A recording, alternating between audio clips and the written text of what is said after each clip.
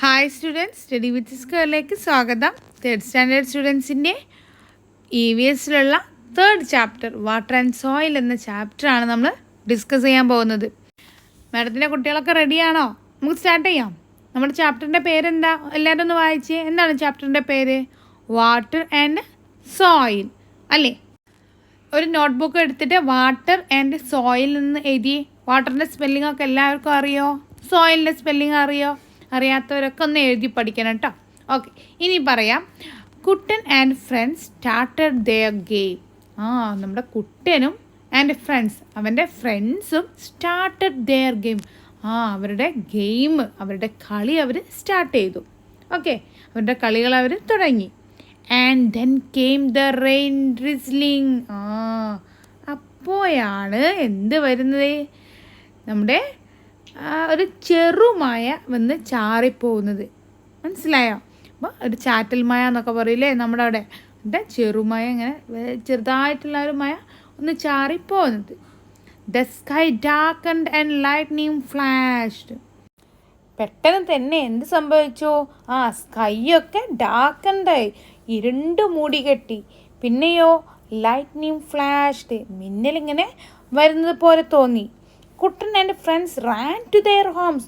സ്വാഭാവികമാണ് അല്ലേ, നമ്മൾ കളിക്കാൻ അല്ലേ, നിങ്ങൾ കുഞ്ഞു മക്കളാണ്. അപ്പോൾ കളിക്കാൻ പോയെടുത്ത് മഴ പെയ്യുമ്പോൾ സ്വാഭാവികമായിട്ട് എന്താ ചെയ്യുക? വേഗം വീട്ടിലോട്ട് ഓടി കയറൂലേ? അതുപോലെ തന്നെ നമ്മുടെ കുട്ടനും അവൻ്റെ ഫ്രണ്ട്സും ഒക്കെ എന്ത് ചെയ്തു? അവരുടെ വീടുകളിലേക്ക് ഓടിക്കയറി. Little rain, fresh rain, pitter patter sounds. കുഞ്ഞു കുഞ്ഞു ചെറുതായിട്ടുള്ള മഴയേ ഉള്ളൂ, നല്ല ഫ്രഷ് ആയിട്ടുള്ള മഴയാണ്. അതുപോലെ മഴയുടെ അല്ലറ ചില്ലറ ശബ്ദങ്ങളേ ഉള്ളൂ. Then it become mighty rain. ആദ്യം ഇങ്ങനെ ചെറുതായിട്ട് വന്ന് പെട്ടെന്ന് നല്ല മഴ പെയ്തു. The rain stopped and the clouds vanished. നല്ല മഴ അങ്ങ് പെയ്തതിന് ശേഷം എന്ത് ചെയ്തു? മഴ അങ്ങ് വലിയ സ്റ്റോപ്പ് ചെയ്തു. അപ്പോൾ എന്ത് ചെയ്തു? നമ്മുടെ ക്ലൗഡ്സൊക്കെ, നമ്മുടെ മേഘങ്ങളൊക്കെ പോയി. The soil cooled and flowers bloomed. അപ്പം എന്താ സംഭവിക്കുന്നത്?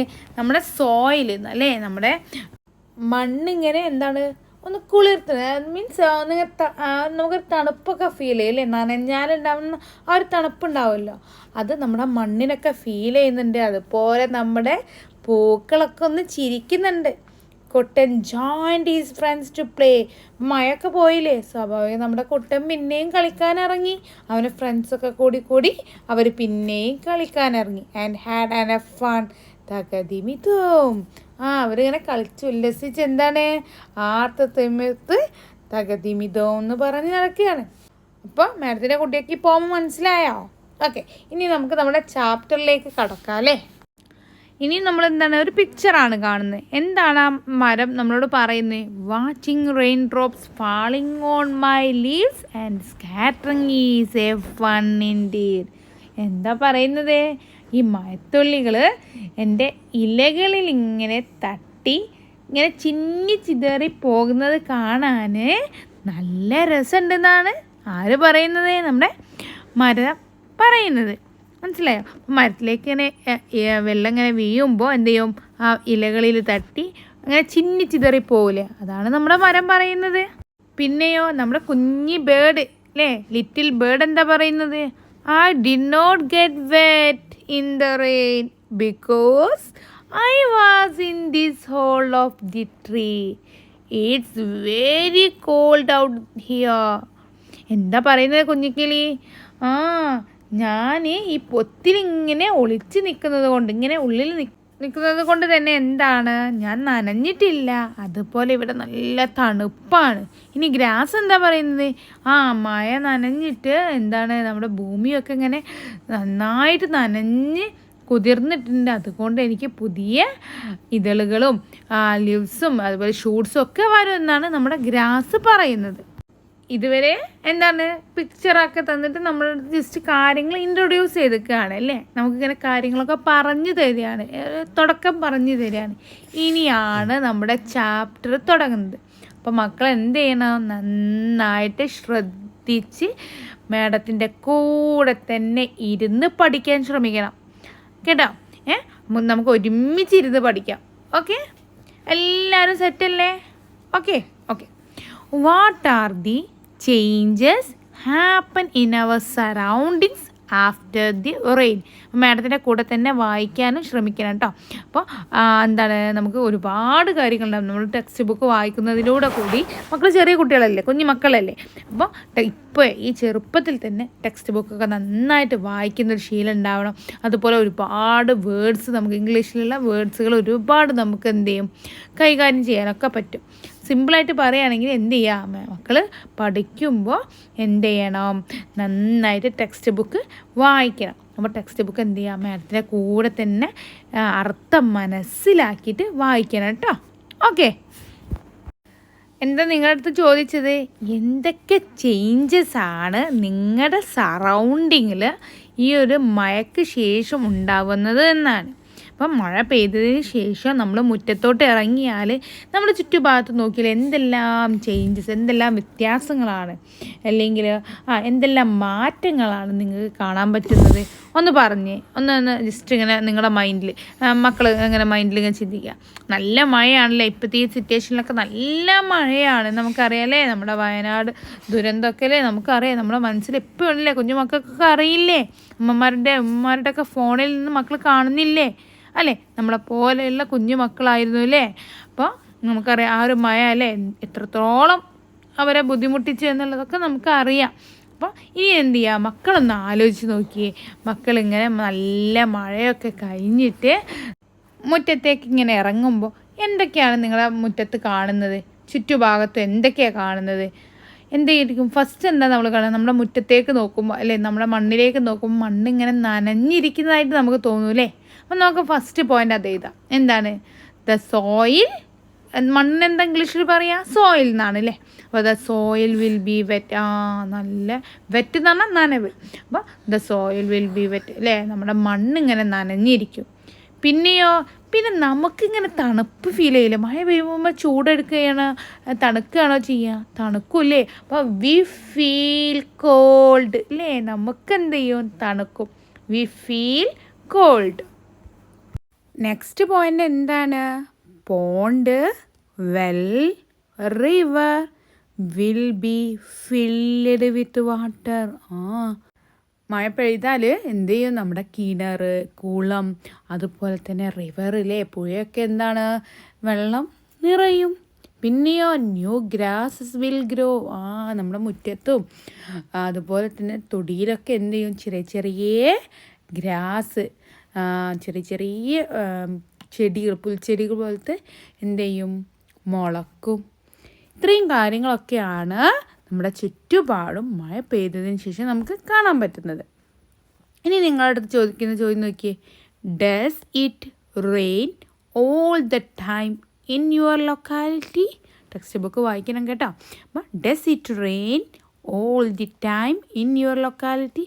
നിങ്ങളുടെ ലൊക്കാലിറ്റിയിൽ എന്നും മഴ പെയ്യുമോ? ഇല്ല അല്ലേ. മഴയുടെ റെയിനി സീസണിൽ മാത്രമേ അധികവും മഴ പെയ്യാറുള്ളൂ. In which months do we get rain. ഏതൊക്കെ മാസത്തിലാണ് നമുക്ക് മഴ കിട്ടുന്നത്? നമ്മൾ സ്കൂൾ തുറക്കണ ആ ടൈമിലല്ലേ അല്ലേ. സ്കൂൾ തുറക്കുക ജൂൺ മാസത്തിലാണ്. അപ്പോൾ ജൂൺ, ജൂലൈ, ഓഗസ്റ്റ്, സെപ്റ്റംബർ ഈ 4 മാസമാണ് നമ്മുടെ റെയിനി സീസൺ എന്ന് പറയുന്നത്. മനസ്സിലായോ? Okay. See the newspaper headlines about the rainfall in the month of June in Kerala. കേരളത്തിൽ നമ്മൾ കഴിഞ്ഞ ജൂൺ മാസത്തിൽ മഴ പെയ്തിട്ടുണ്ടല്ലോ, അതിനെ സംബന്ധിച്ച് നമ്മുടെ ന്യൂസ് പേപ്പറിൽ വന്ന തലക്കെട്ടുകളാണ് താഴെ ഈ 2 പിക്ചറിൽ തന്നിട്ടുള്ളത്. ഫസ്റ്റ് വൺ എന്താണ്, heavy rainfall in Kozhikode district. Kozhikode ജില്ലയിൽ നല്ല കനത്ത മഴ. പിന്നെയോ severe decrease in rainfall in Thiruvananthapuram district. Okay, Thiruvananthapuram ജില്ലയിലാണെങ്കിലോ മഴയിൽ വൻ കുറവ്. അപ്പം കോഴിക്കോട് ജില്ലയിൽ നല്ല മഴയും ലഭിച്ചു. തിരുവനന്തപുരം ജില്ലയിലാണെങ്കിലോ മഴയിൽ വൻ കുറവുമാണ്. മനസ്സിലായോ? ഇനി എങ്ങനെയാണ് നമ്മളിത് മനസ്സിലാക്കുന്നത്? കോഴിക്കോട് ജില്ലയിൽ തോനെ മഴ കിട്ടിയിരുന്നു, തിരുവനന്തപുരത്ത് കുറവാണ് കിട്ടിയെന്നൊക്കെ എങ്ങനെയാണ് നമ്മൾ മനസ്സിലാക്കുന്നത്? എങ്ങനെയാണ് നമ്മൾ കണ്ടുപിടിക്കുന്നത്? How do we find out the difference in the amount of rainfall? Can we measure the rainfall? നമുക്ക് മഴയെ അളക്കാൻ സാധിക്കുമോ? എങ്ങനെ ഈ അളവിലുള്ള വ്യത്യാസം നമ്മൾ കണ്ടുപിടിക്കുന്നത്? മാഡത്തിൻ്റെ കുട്ടിയൊക്കെ അറിയോ എങ്ങനെയാണ് നമ്മൾ കണ്ടുപിടിക്കുന്നതെന്ന്? മാഡത്തിൻ്റെ കുട്ടിയൊക്കെ അറിയോ? പറഞ്ഞുതരാം കേട്ടോ. We can sea water in the empty vessels placed in the courtyard after the rainfall. The water in the vessel indicates the amount of the rainfall. Can we measure the water? Shall we make an instrument to measure rainfall? അപ്പോൾ എന്താ പറയുന്നറിയാം, നമ്മളടുത്ത് ഒരു vessel, ഒരു പാത്രം എന്ത് ചെയ്യുക, നമ്മൾ direct sit ഔട്ടിൽ മീൻസ് ഡയറക്റ്റ് മഴവെള്ളം ലഭിക്കുന്ന രൂപത്തിൽ നമ്മൾ എന്ത് ചെയ്യുക, മുറ്റത്തോ എവിടെയെങ്കിലും കൊണ്ട് പ്ലേസ് ചെയ്യുക, എടുത്ത് വയ്ക്കുക. ഏതായാലും മഴയൊക്കെ കഴിഞ്ഞതിന് ശേഷം നമ്മൾ നോക്കുമ്പോൾ ഈ പാത്രത്തിൽ വെള്ളം കാണും അല്ലേ.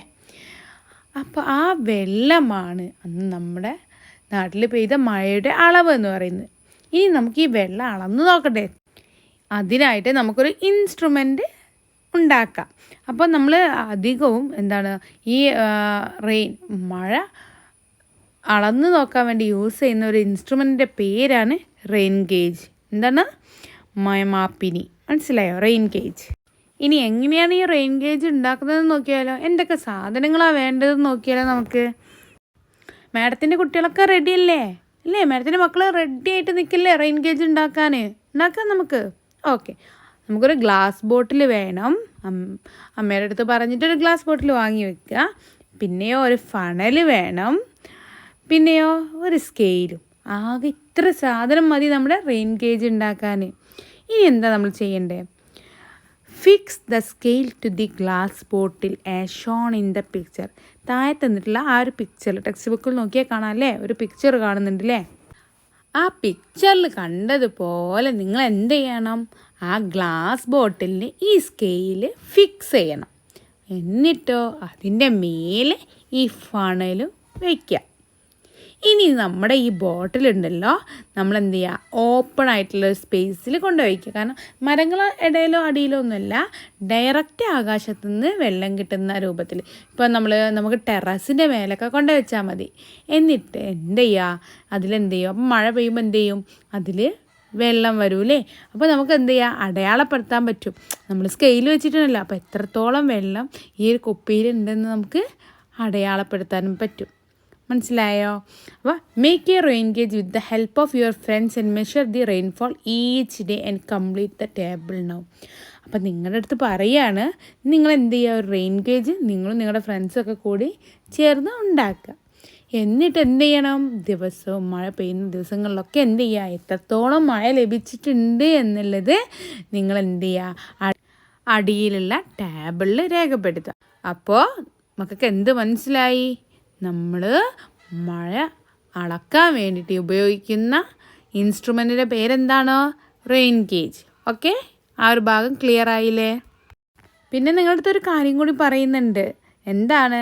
നിങ്ങൾക്ക് ഏത് ദിവസമാണ് ഏറ്റവും കൂടുതൽ മഴ ലഭിച്ചത്, അതുപോലെ ഏറ്റവും കുറഞ്ഞ മഴ ലഭിച്ചത്, അതുപോലെ തീരെ മഴ ലഭിക്കാത്തത് എന്നാണ് എന്നൊക്കെ നിങ്ങൾ എന്ത് ചെയ്യുക, റിപ്പോർട്ട് ചെയ്യാൻ.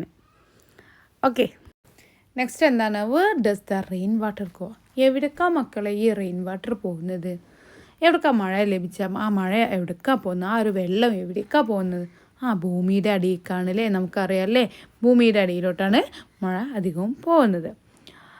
ഇനി നിങ്ങളുടെ അടുത്ത് ഒരു ആക്ടിവിറ്റി ചെയ്യാനാണ് പറയുന്നത്. ആ ഒരു പ്ലാസ്റ്റിക് ബോട്ടിൽ കണ്ടോ, അതിൽ നമ്മൾ എന്ത് ചെയ്യുക, ഡ്രൈ സോയിൽ നിറയ്ക്കുക.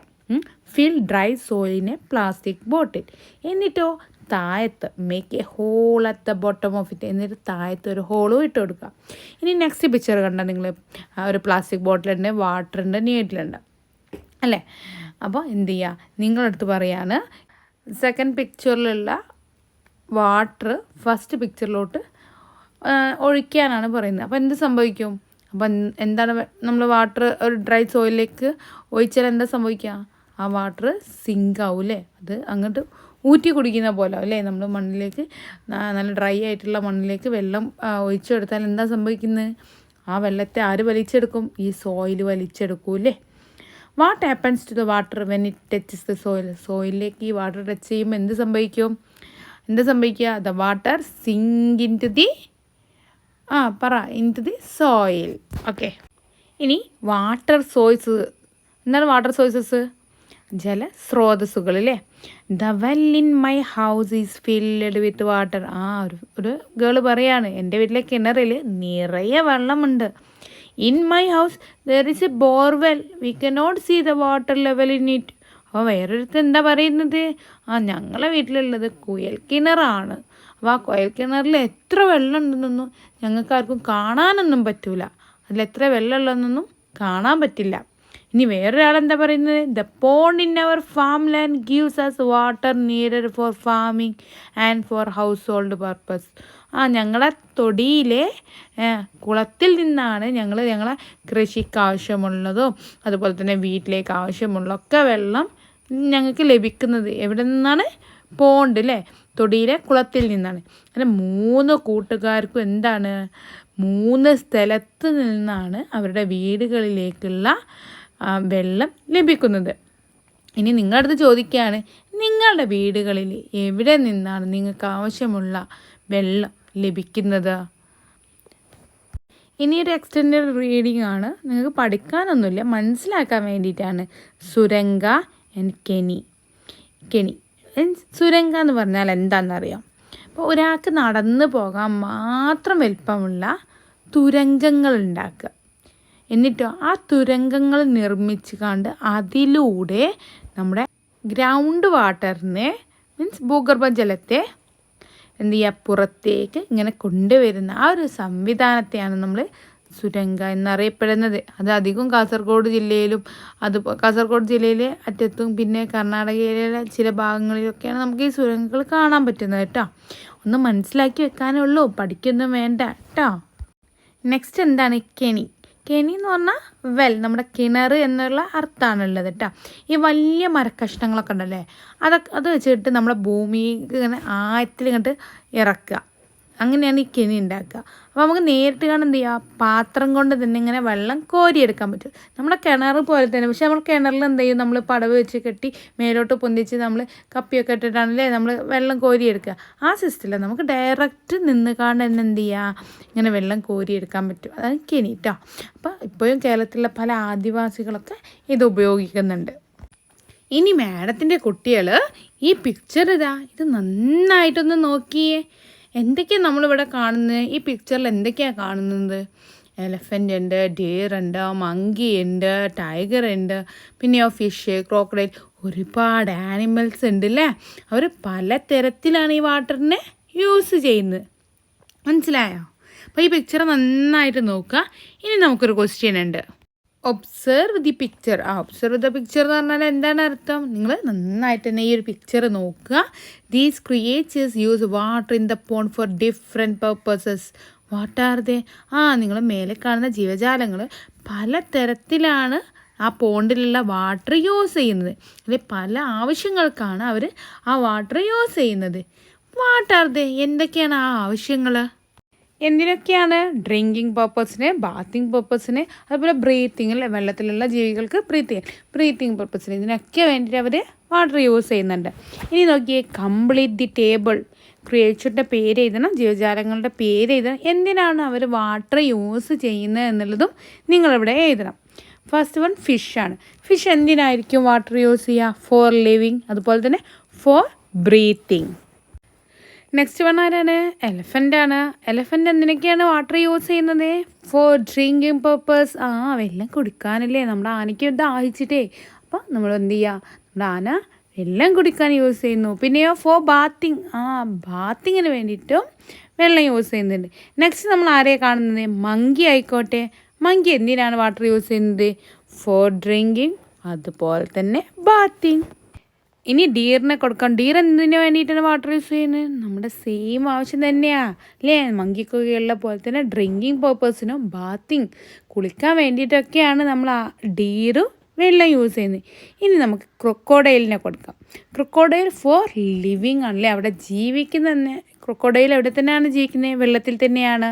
അപ്പം ക്രൊക്കോഡൈൽ ഫോർ ലിവിങ്. നെക്സ്റ്റ് നമ്മുടെ ക്രെയിനില്ലേ, കൊക്കിനെ കൊടുക്കാം. കൊക്ക് എന്തൊക്കെ ചെയ്യും? വെള്ളം കുടിക്കും, കുളിക്കും, അതുപോലെ തന്നെ ഈ വെള്ളത്തിൽ നിന്നാണ് ഫുഡും അല്ലേ, അവർക്കുള്ള ഭക്ഷണവും. അപ്പോൾ ഇത്രയാണ് നമുക്കിവിടെ പഠിക്കാനുള്ളത്. മനസ്സിലായോ? ഈ ടേബിൾ കംപ്ലീറ്റ് ചെയ്തപ്പോൾ ഒരുവിധമൊക്കെ മനസ്സിലായോ നിങ്ങൾക്ക്? ഓക്കെ. ഇനി next, what purposes do we use water for? നമ്മൾ ആനിമൽസിൻ്റെ കാര്യമൊക്കെ പറഞ്ഞു അല്ലേ. ആനിമൽസ് അതിനെ കുളിക്കാൻ ഉപയോഗിക്കും, കുടിക്കാൻ ഉപയോഗിക്കും, അതിൽ ജീവിക്കുന്നത്, ഇങ്ങനത്തെ കാര്യങ്ങളൊക്കെ നമ്മൾ ആനിമൽസിൻ്റെ പറഞ്ഞു. ഇനി നമ്മൾ മനുഷ്യർക്ക് എന്തൊക്കെ ആവശ്യങ്ങളാണ് ഈ വെള്ളം ഉപയോഗിച്ചുള്ളത്? എന്തൊക്കെ കാര്യങ്ങളാണ് നമ്മൾ ഈ വെള്ളം ഉപയോഗിച്ച് ചെയ്യുന്നത്? എന്തൊക്കെയാണ്? ഫോർ ഡ്രിങ്കിങ്, എല്ലാവർക്കും ആദ്യം തന്നെ എന്താ വേണ്ടത്? വെള്ളം കുടിക്കാനാണ് വേണ്ടത്. അതുപോലെ തന്നെ ഫോർ ബാത്തിങ്, പിന്നെയോ ഫോർ അഗ്രികൾച്ചറൽ പേർപ്പസ്, പിന്നെയോ വാഷിങ്ങിന്, ക്ലീനിങ്ങിന്, പിന്നെ ഇൻഡസ്ട്രിയലിലും ഫാക്ടറികളിലൊക്കെ എന്ത് ചെയ്യുന്നുണ്ട്? വാട്ടർ യൂസ് ചെയ്യുന്നുണ്ട് അല്ലേ. ഷോപ്പുകളിൽ യൂസ് ചെയ്യുന്നുണ്ട്, ഹോട്ടൽസിൽ യൂസ് ചെയ്യുന്നുണ്ട്. അങ്ങനെ നമുക്ക് ഒരുപാട് ആവശ്യങ്ങളുണ്ട് അല്ലേ മനുഷ്യർക്ക് വെള്ളം കൊണ്ട് അല്ലേ. മെയിൻ ആവശ്യം എന്താ? വെള്ളം കുടിക്കാനാണ് അല്ലേ. വെള്ളം കുടിക്കാൻ മക്കൾക്കോ മാഡത്തിനോ ആർക്കെങ്കിലും ജീവിക്കാൻ കഴിയുമോ? വെള്ളം ഇല്ലാതെ നമുക്ക് ജീവിക്കാൻ കഴിയുമോ? ഇല്ല. അപ്പം നമ്മുടെ ലൈഫിൽ എന്താണ്? വാട്ടർ എന്ന് പറയുന്നത് അത്രത്തോളം ഇമ്പോർട്ടൻ്റ് ആണ്. നെക്സ്റ്റ് നോക്കിയേ, നമ്മൾ ഒരു പിക്ചർ കാണുന്നുണ്ടല്ലേ. വെള്ളത്തിന് വേണ്ടിയിട്ട് വരി നിൽക്കുകയാണ് ഓരോരുത്തരും അല്ലേ.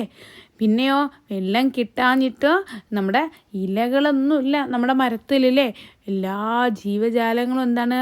ഡോഗ്സ് ഉണ്ട്, പക്ഷികളൊക്കെ എന്താ ഒരു തുള്ളി വെള്ളത്തിന് വേണ്ടി അവർ വെയിറ്റ് ചെയ്യുന്നുണ്ട്.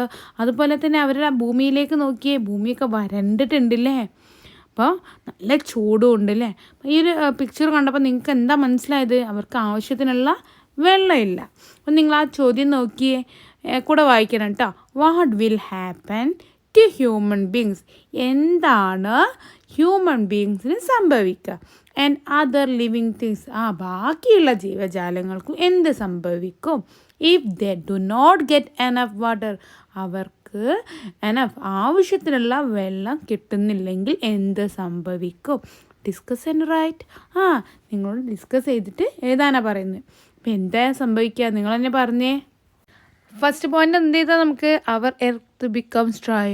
നമ്മളെ എർത്ത് എന്താവും? ഡ്രൈ ആയിട്ട് മാറും അല്ലേ. ഡെസേർട്ട് പോലെ ഡ്രൈ ആയിട്ട് മാറും.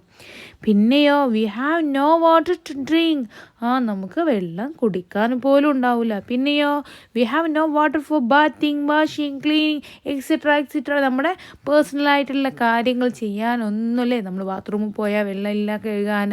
പിന്നെയോ നമുക്ക് കുളിക്കാൻ വെള്ളമില്ല, അലക്കാൻ വെള്ളമില്ല, വീട് ക്ലീൻ ചെയ്യാൻ, ഫുഡ് ഉണ്ടാക്കാൻ, ഒന്നിനും വെള്ളമില്ല. പിന്നെയോ നമ്മുടെ അഗ്രികൾച്ചറൊക്കെ ഡിസ്ട്രോയ് ആവില്ലേ. നമ്മുടെ കൃഷിയിടങ്ങളൊക്കെ അല്ലേ നമ്മൾ നനച്ചു കൊടുത്താലല്ലേ ചെടികൾ ഉണ്ടാവുക. അപ്പോൾ അതൊക്കെ എന്ത് ചെയ്യും? നശിച്ചു പോകും. പിന്നെയോ നമ്മുടെ എല്ലാ ഇൻഡസ്ട്രീസിലും വെള്ളം വേണം അല്ലേ. അവർക്ക് പെരുമാറണമെങ്കിലും പ്രൊഡക്ട്സ് ഉണ്ടാക്കാനൊക്കെ വെള്ളം വേണം. അപ്പോൾ അതൊക്കെ എന്ത് ചെയ്യും? ക്ലോസ് ചെയ്യേണ്ടി വരും. അതുപോലെ ഷോപ്പുകൾ, ഹോട്ടൽസ്, അങ്ങനെയുള്ള എല്ലാ കടകളും അടക്കേണ്ടി വരും. അവസാനം എന്ത് സംഭവിക്കും? നമുക്ക് വെള്ളം കിട്ടാതെ ഹ്യൂമൻ ബീങ്സും ആനിമൽസും ഒക്കെ എന്ത് ചെയ്യും? മരിച്ചു പോകും. മനസ്സിലായോ? ഇനി എന്താ നെക്സ്റ്റ് പറയുന്നത് നോക്കിയേ.